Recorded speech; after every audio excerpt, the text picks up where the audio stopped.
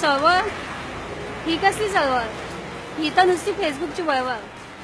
चळवळ संपली.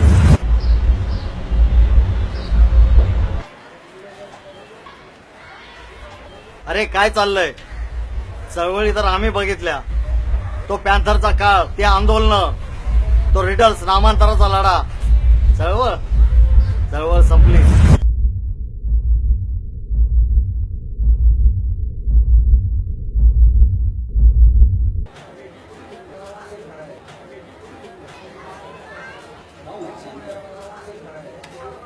झाली असेल ना जयंतीची तयारी?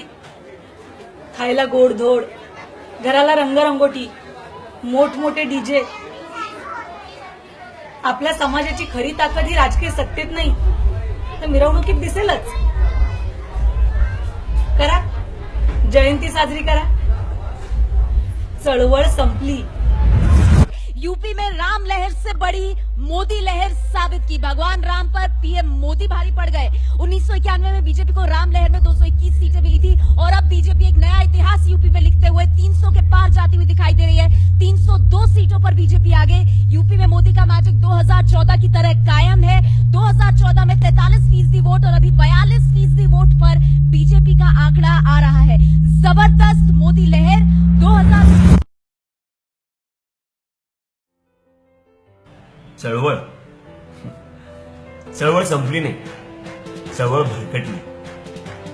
फेसबुक किंवा व्हॉट्सअपवर राहून चळवळीचा मूळ पाया घडवता येत नाही आणि चळवळ संपवता येत नाही. त्यासाठी तळागाळात जाऊन चळवळीचा प्रचार आणि प्रसार करावा लागतो. आज ना प्रचारांची गती वाढली, ना विचारांची क्रांती झाली. आपण एक होता होता अनेक भागात विभागात गेलो. आपण एक सकारात्मक गोष्ट म्हणजे राज्यसभेत मनुवाद्यांना अद्यापही बहुमत मिळालेलं नाही आणि 2019 अजूनही दूर नाही.